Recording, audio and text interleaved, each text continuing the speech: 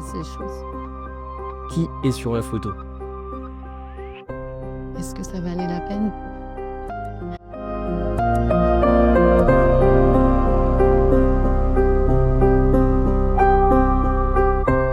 Bonjour à tous, on est ici au conservatoire de Maubeuge et on a une invitée de marque, une Maubeugeoise qui a fait ses preuves en tant que soliste au niveau européen et même au niveau mondial. Alicia Fabry est avec nous. Bonjour Alicia. Bonjour Thibaut. Alors Alicia, tu peux même dire bonjour en finlandais, on va en parler dans quelques instants. Pourquoi? Vas-y, est-ce que tu peux nous dire bonjour en finlandais?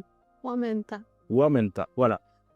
Voilà, comme ça on vous met un petit peu l'ambiance parce que vraiment là on va rentrer dans une catégorie, dans une hors catégorie au niveau sport de haut niveau.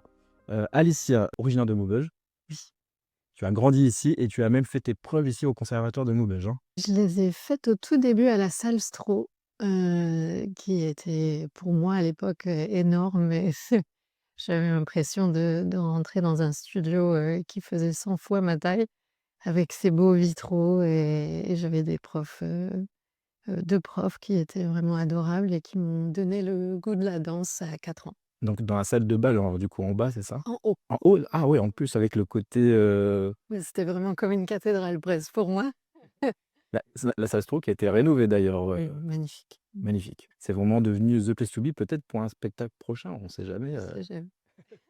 Bon, Alicia Fabry, en petite présentation rapide, tu as mené une brillante carrière de soliste, je le disais, en France, en Europe, aux États-Unis. Tu es demi-soliste à l'opéra, tu étais demi-soliste à l'Opéra de Nice avant de devenir aujourd'hui maîtresse de ballet à l'Opéra national de Finlande, s'il vous plaît.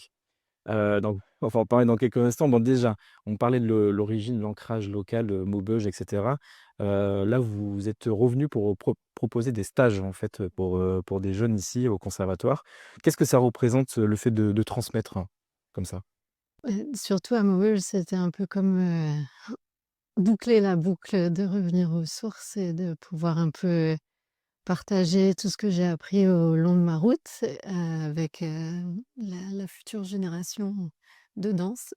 Ouais, c'était particulier de mener ça et puis de parce que les jeunes ne te connaissaient pas, en fait, hein, ouais. Non, c'est vrai. Après, j'ai eu la chance d'avoir quelques-uns que j'ai eu plusieurs années, heu au Touquet.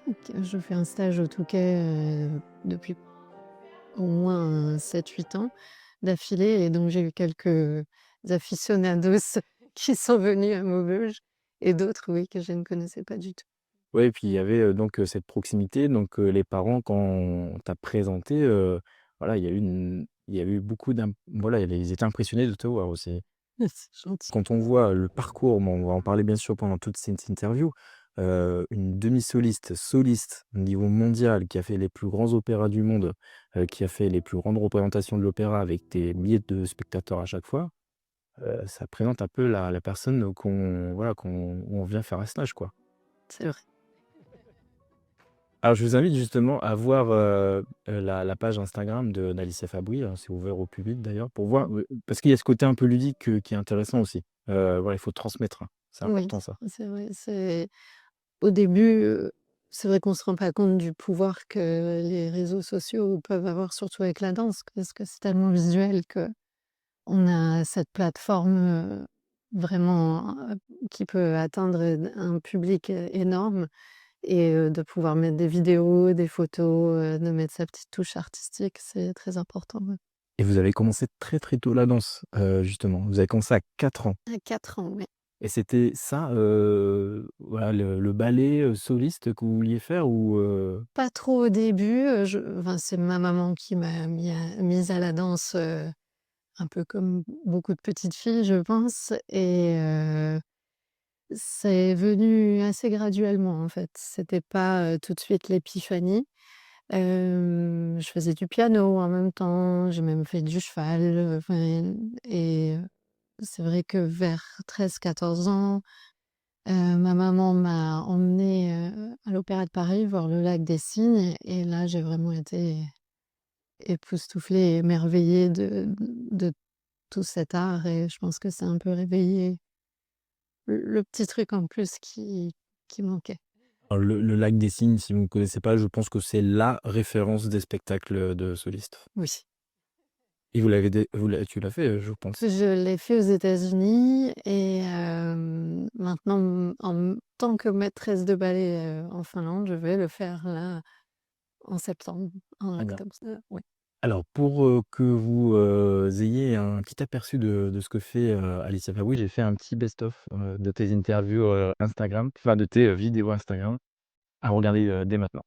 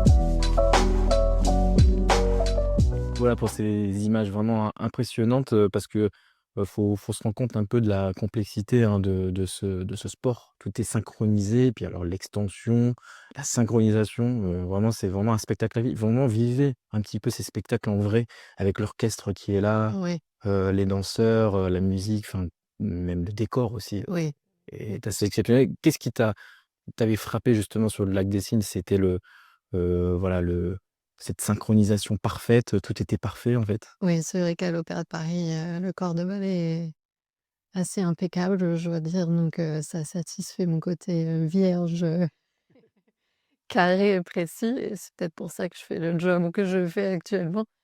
Mais je pense aussi à la beauté des costumes, surtout à l'opéra, c'est les tissus, les détails, tout est vraiment magnifique et les décors et c'est vrai que la symbiose de la musique avec en live avec la danse, ça donne la chair de poule pour moi. Donc il y a eu cette bascule-là et puis après il y a eu, ben, forcément, beaucoup de cours qui ont été effectués, dans l'arrondissement ici et il y a eu une, révélation. Tu es parti donc, après le baccalauréat, tu as quitté la France, pour rejoindre la prestigieuse English National Ballet School à Londres. Qu'est-ce que est-ce que c'est une référence européenne?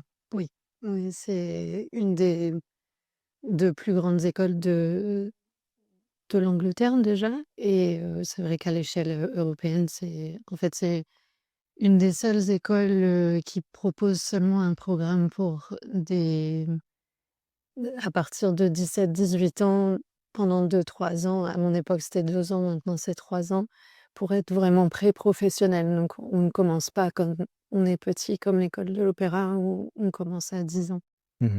Et justement, alors tes proches me disaient qu'en gros, tu avais été remarqué aussi. C'est-à-dire que tu avais fait Oui, j'avais tu avais fait un test, un un stage, stage? ouais, à Londres et une des professeurs m'avait dit, «Pourquoi elle essayerait pas cette école?» Venant de Maubeuge, je ne pensais pas du tout y l'atteindre et c'était une je me souviens, c'était une audition sur 2 jours, c'est quand même assez lourd hein, et j'avais passé le premier jour, j'étais complètement ébahie et encore plus au deuxième jour, on a prononcé mon chiffre et j'étais vraiment, C'est-à-dire un chiffre, tu faisais oui, partie des meilleurs, on a un ah oui? numéro sur le ventre, pour qu'ils repèrent quelle personne on est. OK. Et donc quand ils ont dit le numéro 23, Ah, tu avais le numéro 20. 23, oui, je m'en souviens parce que, petite anecdote rigolote, mon frère, j'étais complètement terrorisée de cette audition et mon frère a dit: «T'inquiète pas, tu as le numéro de Michael Jordan, tout ira bien». Et bah, c'est ce que j'allais dire. Le meilleur sportif de tous les temps t'a guidé Voilà. grâce à ce numéro. En plus à Chicago où je suis allée après, donc c'est un petit peu rigolo comme Tout est aligné en plus. Bon, c'est vrai que le numéro 23, c'est devenu un numéro fétiche pour les sportifs de haut niveau. voilà. Ces 2 années à Londres où tu te révèles et après justement, bah, tu parlais des États-Unis, tu es parti là-bas, tu as traversé l'Atlantique. Qu'est-ce qui s'est passé en fait? Il y a une, pareil encore une fois des castings, réalisés ou c'était des profs qui te Oui, en fait, quand j'étais à Londres, j'ai eu une opération au pied qui m'a un petit peu mise, en retrait forcément parce qu'elle a duré ça a duré à peu près 6 mois pour m'en remettre d'accord. et donc j'ai pas pu passer, les auditions pour rentrer dans les compagnies OK. et ça m'a j'ai dû attendre une autre année si tu veux pour pouvoir refaire ces auditions-là. Et ne voulant pas attendre aussi longtemps, j'ai décidé de rejoindre, mon frère à Chicago qui habitait là-bas à l'époque et de me tester un autre style, américain et plus du style du chorégraphe, Georges Balanchine. Tu étais allé au Carolina Ballet, Oui.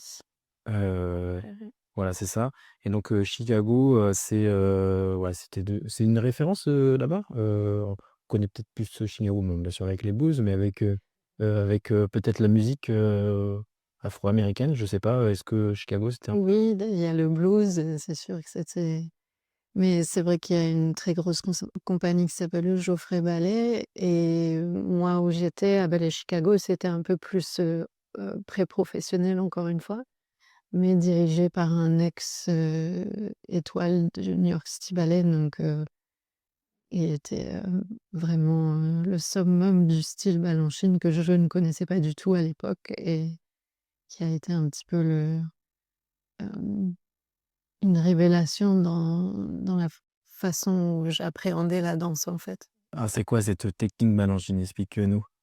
En quelques Oh, putain, mais c'est pas évident, mais c'est pas évident, mais c'est un style qui est, beaucoup plus rapide dans la technique, des pieds surtout, c'est beaucoup plus poussé, l'endurance est poussée à l'extrême. La musicalité est pour moi, parfaite dans le sens où l'accent du mouvement est vraiment encore une fois en symbiose avec cette musique et j'étais toujours sensible à la musique, mais ça m'a fait découvrir encore plus comment utiliser la musique pour danser encore mieux. donc ça a agrandi en fait, ça a élargi ton voilà, Spectre, ah, tes capacités quoi. oui, voilà. OK et donc c'est un peu, tu es devenue une franco-américaine dans cette danse quoi, un peu, voilà Oui, et j'ai un petit peu adopté les styles de de partout. C'est vrai que ayant vécu dans plusieurs pays maintenant, j'ai une chance d'être assez, caméléon, de m'adapter un petit peu dans n'importe quel pays, n'importe quel environnement et je pense que j'ai un peu pris le meilleur de chaque expérience dans ma vie personnelle comme dans la danse. mais il y a vraiment une différence entre la méthode européenne et américaine? Ça se ressent vraiment? Oui, c'est quand même assez flagrant, surtout pour le corps, hein. Je pense que c'est un petit peu un choc au début, et puis aussi, c'est vrai que le rythme aux États-Unis est très, très soutenu. On avait énormément de spectacles, pas beaucoup de temps de repos. On a des précarités de contrat très, très fortes. Et On n'est pas payé pendant les vacances, enfin, il y a tout un système, quand même bien différent de l'Europe. Oui. donc retour en France, Oui, dans le sud de la France et là, c'est l'Opéra de Nice. oui. Alors l'Opéra de Nice, est-ce que c'est dans le top 3 des meilleurs opéras français? Oui, en France, je pense qu'on a évidemment Paris, on a Bordeaux, Toulouse et Nice, oui, je pense. Donc ça a été une intégration au ballet de l'Opéra de Nice. C'était un retour aux sources alors qu'il y avait cette carrière installée aux États-Unis, voilà, c'était une volonté de revenir peut-être en France? Alors c'était un petit peu, différent. En fait, mon directeur aux États-Unis a changé et le nouveau directeur voulait que je sois maîtresse de ballet à temps plein et dans mon cœur et dans mon corps, j'avais pas encore fini de danser et donc j'ai refusé la proposition. J'ai envoyé mon CV dans plein de compagnies différentes aux États-Unis comme en Europe. D'accord. Mais c'est vrai que j'avais déjà un petit peu cette envie de retourner, en Europe et en France évidemment et d'expérimenter peut-être, l'histoire, notre, passé, artistique plus que les États-Unis et quand je suis arrivée à Nice, c'est vrai que mes premiers pas dans ce petit théâtre, de Garnier, en rouge et or, je me suis dit: «Là, C'est on certain. aura fait». Puis le cadre, Nice, c'est une belle ville aussi. Oui, c'est magnifique, La promenade des Anglais. l'architecture, la mer, évidemment. Non et puis l'opéra aussi de toute façon en France, on a une culture de Oui, l'opéra clairement, on oui, va en parler après, mais c'est vrai que c'est une référence mondiale aussi, c'est pour ça qu'on fait peut-être, confiance aux Français et Françaises. oui, ça vient de chez nous quand même. Quand tu étais à Chicago, il y avait cette volonté de partager sur les réseaux, bah, ce que tu faisais, tes spectacles, et aussi il y a eu après il y a eu la bascule ou le côté un peu ludique. Ça, c'était important pour toi de montrer, l'envers du décor un peu? Oui, c'est vrai qu'on voit souvent les choses parfaites, une fois arrivé sur scène où le produit est complètement fini, mais de voir un petit peu l'envers du décor. Je trouvais ça plus intéressant et c'est vrai que même pour la photographie, ça m'a aussi fait, expérimenter d'autres, fibres artistiques que je ne pensais pas avoir, sur, quel thème faire pour, un photoshoot, spécifique, j'ai eu la chance de croiser des photographes très, comment dire? Heu Talentueux, très oui, talentueux, mais aussi un petit peu néophytes sur la danse et D'accord. du coup, on a eu cet échange, sympathique où, je leur apprenais un peu plus sur, «Ah là, tu vois, le pied n'est pas tendu» et «Ah oui, OK, maintenant je comprends la différence» et lui ou elle me donnait son œil artistique, sur la photographie, donc ça, c'était de belles collaborations. Et c'est ouais, il faut désacraliser un petit peu aussi voilà, cette danse, enfin, le ballet et cetera. Tout le monde pense que c'est inaccessible mais en fait, tout le monde peut y accéder. D'ailleurs, j'en profite pour le dire, il y a beaucoup de cinémas maintenant qui proposent Oui. aussi, des diffusions d'opéra, dans les cinémas pour une ouverture après enfin, vers tout le monde. En fait, c'est un art, certes, mais ça reste un art très accessible. Absolument et c'est vrai que même en faisant un peu mes photos dans les rues de Nice, les gens s'arrêtaient et regardaient quelques instants les photos et je pense que ça les touchait au final, sans peut-être qu'ils s'en rendent compte et c'était peut-être moins exposé à la danse, mais grâce à ça, ils pouvaient s'arrêter et ressentir, un petit peu d'émotion. Oui, puis il y a eu cette, partie artistique donc à Nice, où tout se passe bien là-bas. Et puis cette volonté de s'inscrire dans un projet beaucoup plus large avec, cette volonté de s'investir dans la candidature de Nice Mmh. pour être capitale européenne de la culture. Alors Mmh. comment ça s'est passé, c'était particulier ça? Oui, j'avais été un peu «recrutée» entre guillemets par, quelqu'un qui travaillait à la mairie et on a fait plusieurs projets pour pouvoir, valoriser la ville de Nice, pour faire, remplir ce dossier, culturel avant qu'ils partent, je sais plus où c'était là.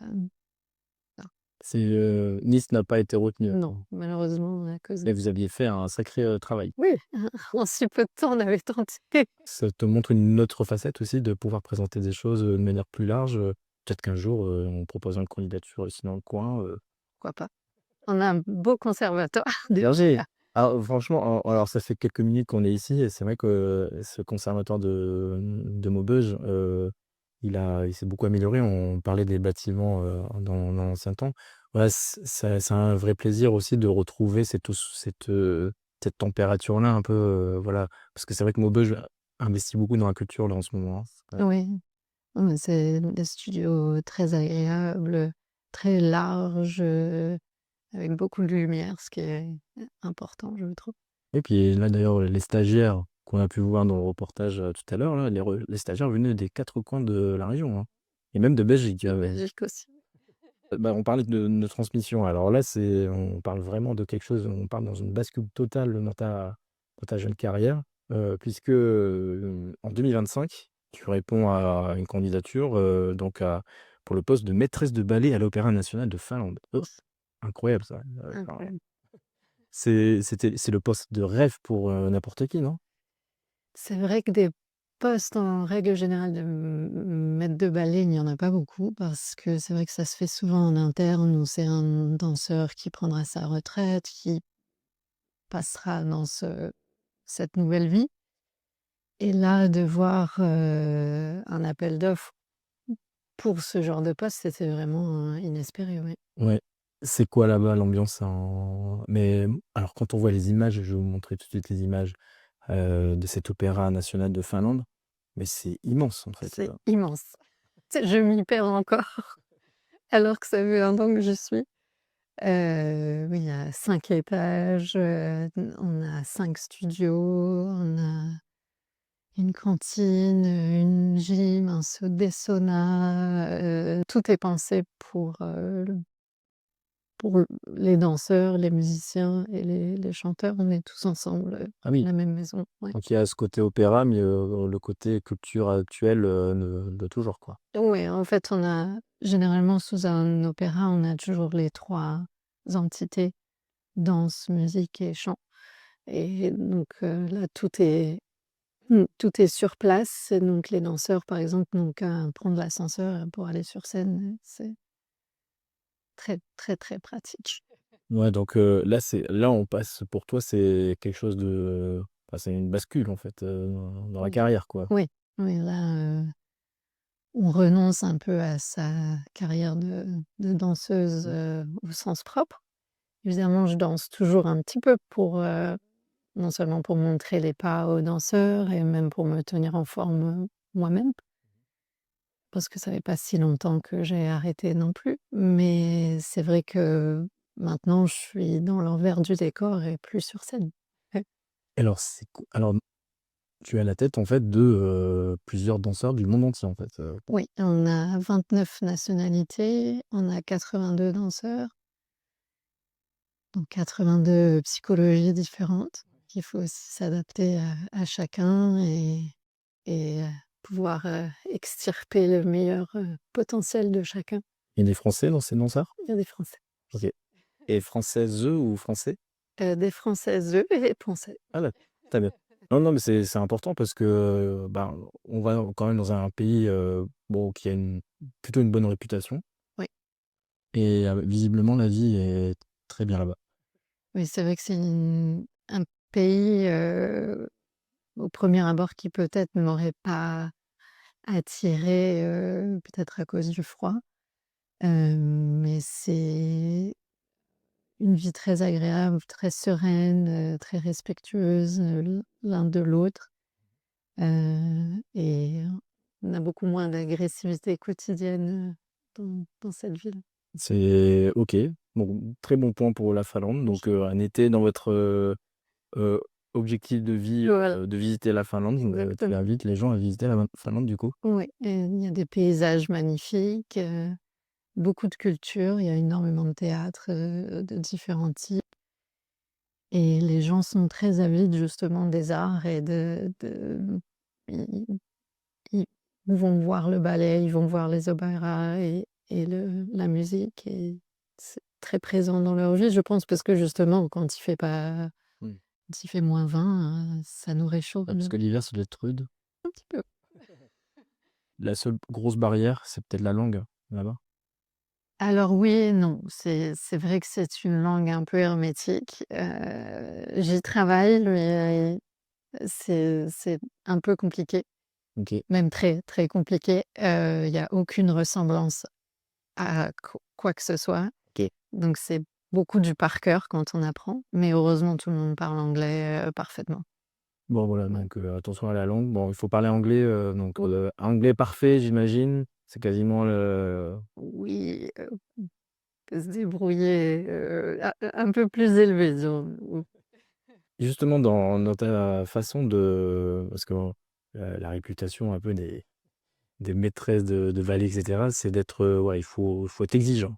Heu, Est-ce que toi, c'est ce côté un peu subtil, un mélange de subtilité, il faut être direct, mais en même temps, voilà, quand tu t'adaptes un peu aux personnes, c'est ça? Oui, tu as bien compris, exactement. J'essaie de garder forcément une rigueur parce que tu es obligé, pour, notre art, mais j'essaye de le faire, tout en bienveillance et vis-à-vis du lanceur en face de moi parce qu'ayant expérimenté l'inverse moi-même, je savais que j'allais Mmh, me retourner dans ma carapace plutôt que de donner le meilleur de moi. Donc j'essaie de changer un peu cette, culture à l'ancienne. Dans ce parcours, finlandais, il y a eu une reconnaissance, Mmh. puisque, tu as été, reconnu chevalier des arts et des lettres. Oui, c'est Ah, c'est venu comment ça? j'étais très honorée de recevoir cette distinction, c'est grâce à un ami très cher qui a parrainé mon dossier et qui a été, voté à l'unanimité pour, avoir, cette médaille, de chevalier des arts et des lettres et donc je suis très fière d'avoir, représenté la France, outre, Atlantique surtout. Donc, ouais, c'est quoi? C'est une reconnaissance internationale, c'est quoi? Oui, en fait, c'est d'avoir fait rayonner la France à l'étranger ou d'être étranger et en France et de faire rayonner son art. Donc, pour moi, c'était un peu plus la première option. Ah non, ça, c'est vraiment, bon, c'est pas un objectif d'une vie, mais clairement, ça montre que tout chemin parcouru est récompensé, quoi. C'est vrai. Par rapport à l'enseignement de la danse, c'est quoi le plus grand défi, aujourd'hui pour les futures générations?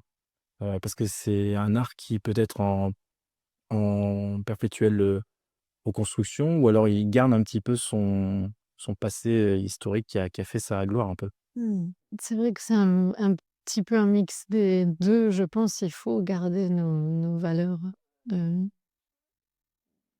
surtout françaises. On a quand même été, le pays qui a imaginé la danse, donc il faut, c'est vrai, garder hem, son élégance originelle mais c'est vrai qu'on évolue beaucoup, et on pousse les extrêmes dans la danse aussi, je pense, physiquement surtout et dans le style qui se varie un petit peu en ce moment, du style classique à néoclassique et un peu plus, contemporain, oui. Mmh. Donc ça parce qu'il y a une réalité, après, c'est vrai qu'il y a une réalité physique, hein. C'est vrai que c'est un sport qui demande beaucoup d'engagement physique. Oui, Heu énormément, oui. et donc comment alors c'est une vraie prépa physique, tout au long de l'année, voilà, on parle vraiment d'un sport de haut niveau quand même, le ballet. C'est vrai que corporellement, oui, ça l'est complètement. On a énormément de blessures, on a des opérations, on a tout ça et c'est vrai qu'il faut arriver à trouver son équilibre, ce qui est dur parce qu'au départ, on donne tout à 100 voire plus, quand on est jeune, et au fur et à mesure des années, on découvre de plus en plus comment aborder, son corps, pour avoir, vraiment la possibilité optimum de le garder, sans blessure, mais ça vient un peu trop tard peut-être. On découvre tout ça un peu vers la fin, je trouve, mais c'est vrai que j'ai toujours été très curieuse sur, comment régler mes blessures moi-même. Donc j'ai beaucoup, cherché sur internet comment, m'auto-gérer et je pense que je suis arrivée à 42 ans un petit peu grâce à moi-même. D'avoir pu m'auto-traiter entre guillemets, Ah oui? ouais. Ouais, ouais. Parce que généralement, les danseurs, ils finissent avant, peut-être? Chacun est vraiment différent, mais c'est vrai que, bon, en France, à l'Opéra de Paris, par exemple, 42 ans, c'est de l'âge, officiel OK. de la retraite. Il y a que l'Opéra de Paris qui a cet âge. Hem, mais il y en a qui, malheureusement, doivent arrêter bien avant à cause d'une blessure, une grosse blessure à 30 ans ou 35 ans. On ne peut pas prévoir, malheureusement. Oui, parce que bon, bien sûr, on met beaucoup, en application les articulations, les bouts de pied et cetera, voilà, ça c'est la particularité, hein. Je vous montre quelques images de justement du stage. On voit, cette technique, hein, qui est très particulière. Vraiment le pied, c'est, l'orteil et cetera, ça voilà, on l'utilise énormément. Ouais. Pour les Et filles surtout, c'est vrai que étant sur pointe et ça, c'est souvent la source de beaucoup de blessures, mais les pieds, comparé aux garçons qui ont peut-être plus le dos, les genoux, donc chacun a ses zones un peu critiques. alors justement, c'est vrai que c'est un art, hein, clairement esthétique, et c'est vrai qu'en France, cette perception-là des blessures, on ne l'a pas forcément.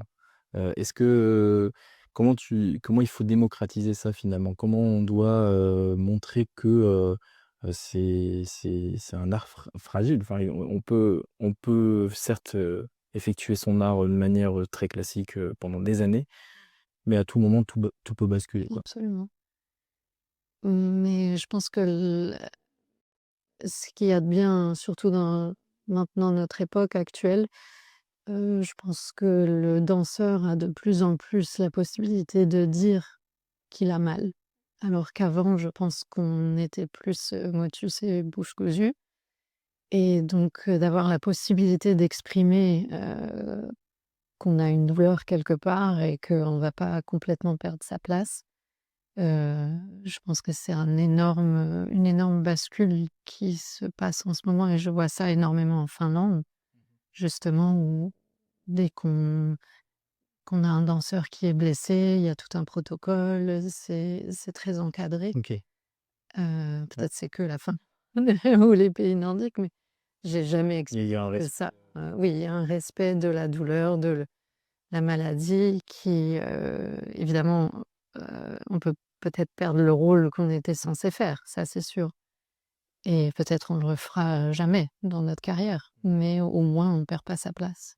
Ouais, parce que on parle des blessures, les ampoules, les usures articulaires Ouais, aussi, enfin, clairement ça là-dessus, puis en plus il faut garder le sourire sur scène. exactement. Ça, c'est peut-être le plus dur quand on souffre énormément de tout ça, après des mois de préparation d'un concert, puis il y a le stress évidemment qui entre en jeu aussi. Oui.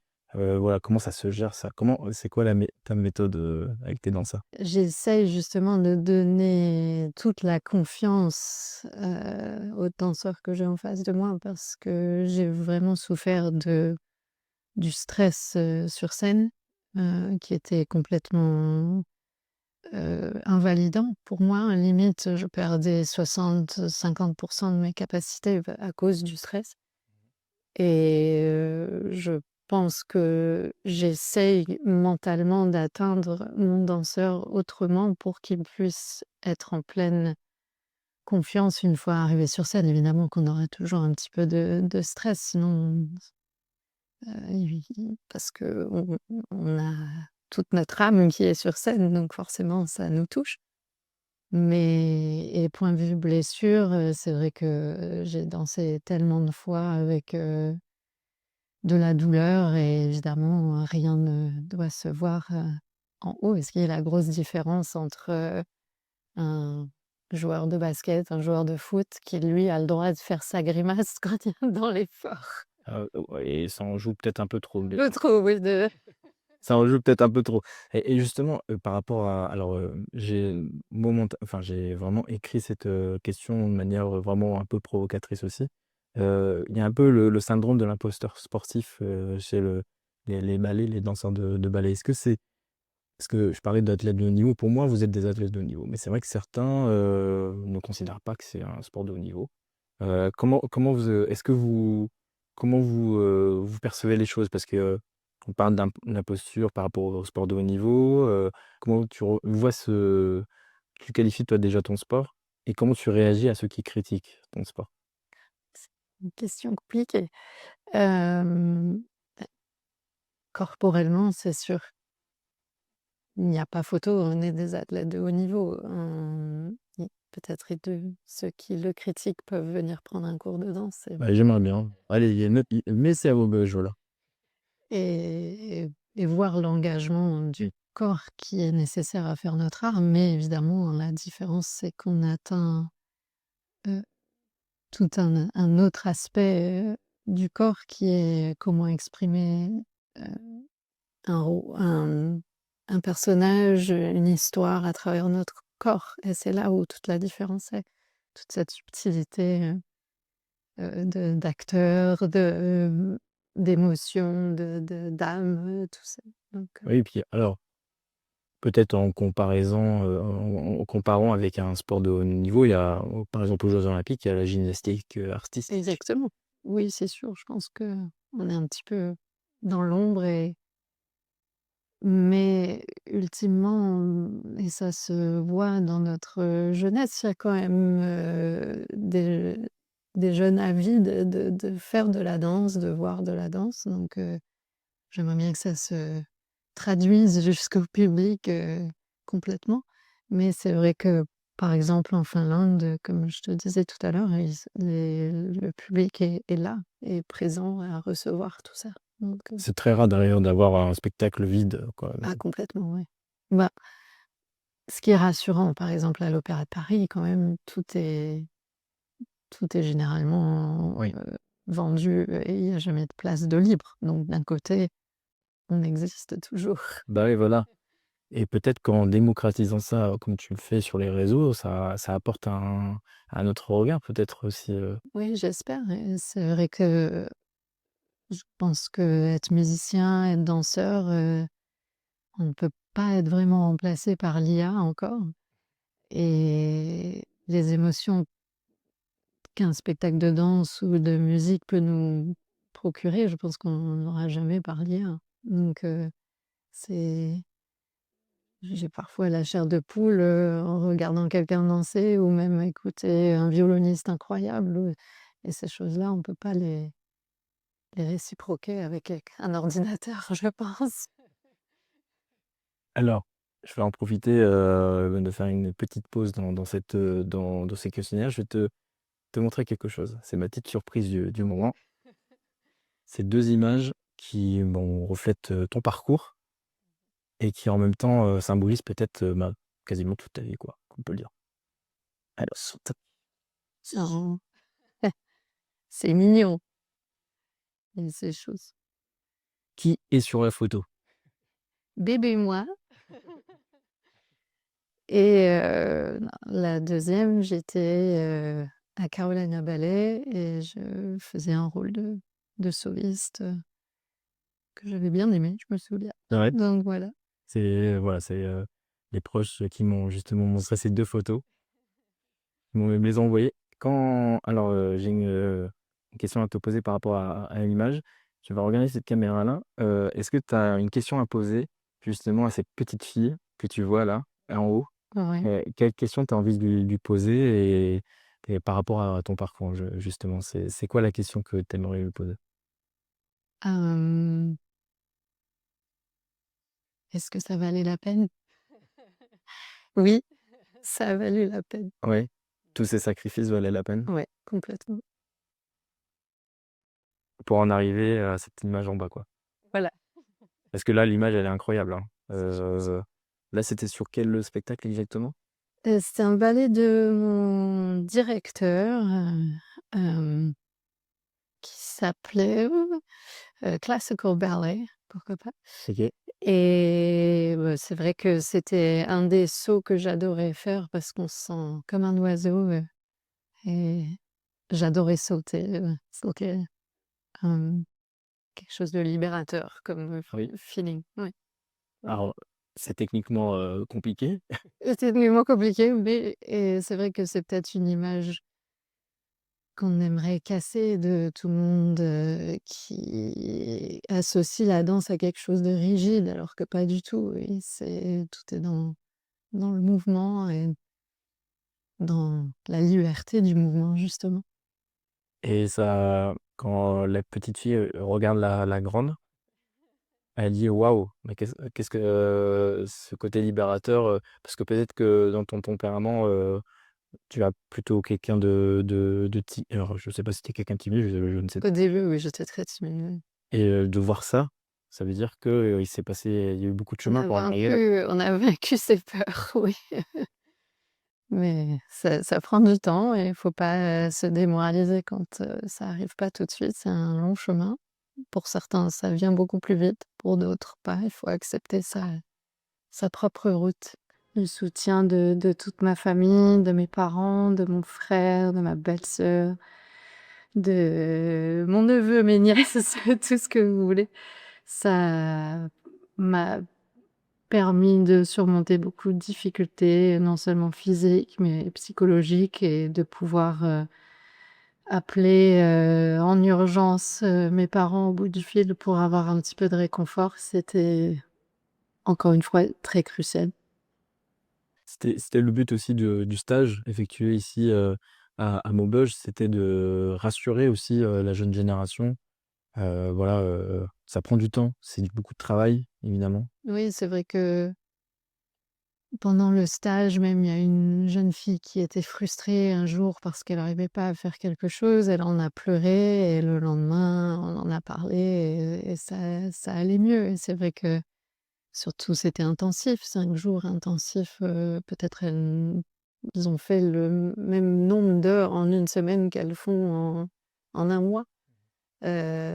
Mais il faut se permettre, ses hauts et ses bas aussi, de savoir que tous les jours on est humain, on n'a pas les mêmes capacités, d'un jour à l'autre.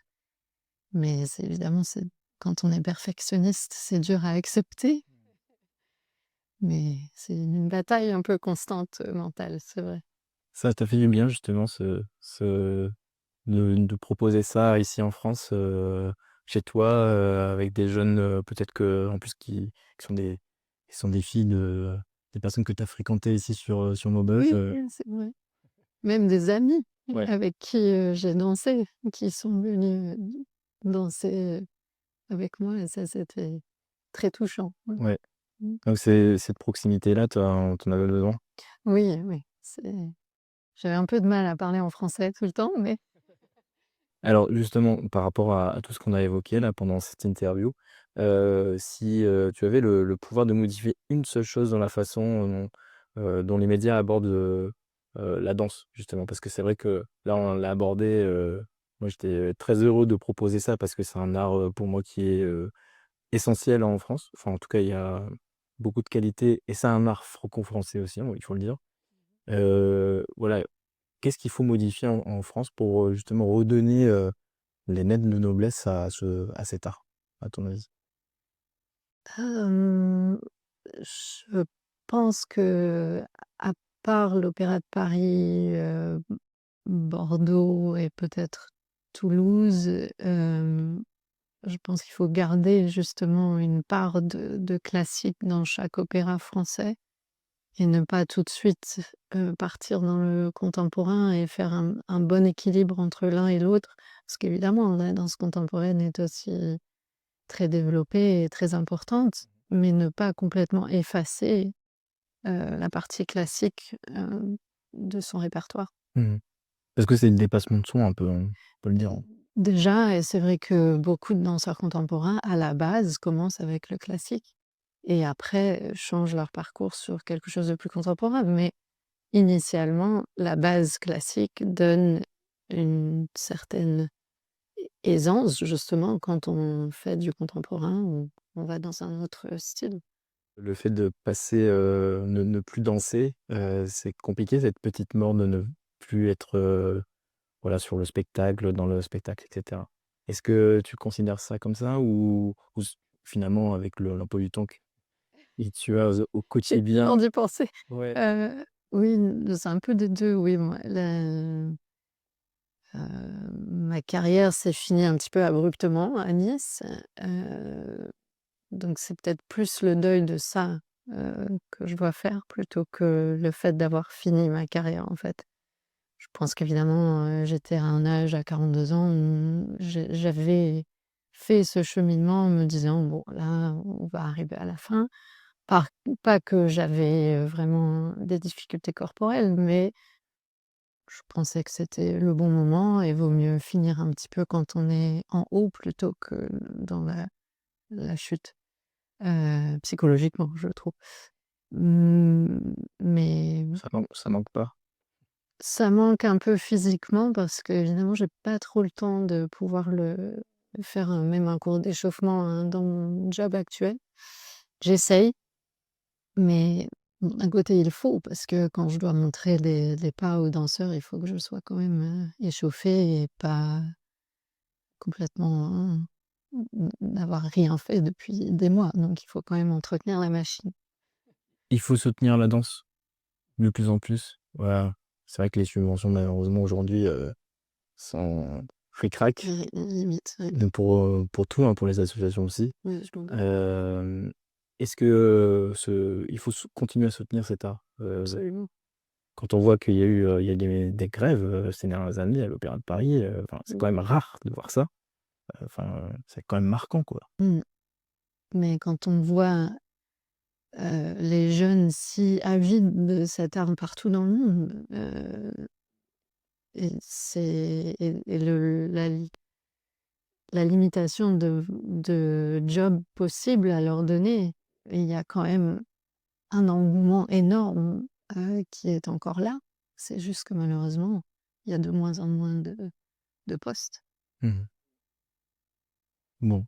Est-ce que tu sens qu'ici sur le territoire, notamment Maubeuge, voilà, on parlait d'investissement dans la culture et garde un petit peu cette ligne de conduite.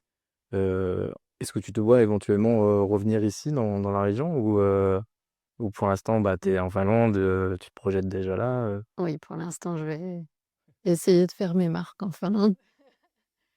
Pour combien de temps, je ne sais pas, mais au moins, je comme j'ai un CDI maintenant, Ah, ça me permet d'avoir une vision un peu projeté. plus à long terme, ouais. Mmh.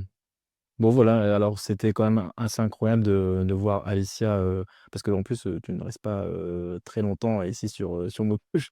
Donc c'était assez inédit un peu cet entretien parce que, bah, il faut montrer, voilà, ces gens originaires du territoire qui arrivent à s'émanciper, à travers le monde.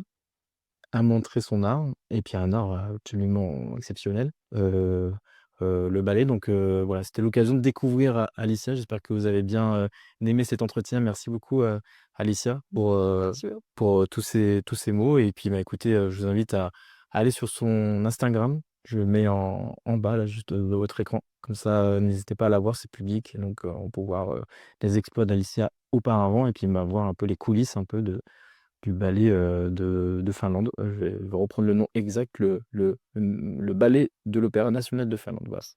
Ah Tu je veux me et le dire en finlandais? ah non, je pourrais pas. Malheureusement, mais Mais moi, je sais pas. j'ai même pas retenu le bonjour de tout à l'heure, donc Huomenta. huomenta? Oui. Ouais, bah, huomenta et on peut dire au revoir en finlandais?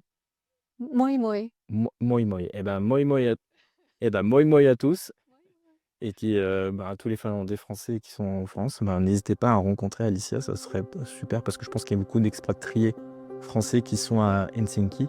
Donc, voilà, bah, écoutez, c'était vraiment un grand plaisir. Merci beaucoup Alicia d'avoir été notre invitée. Merci.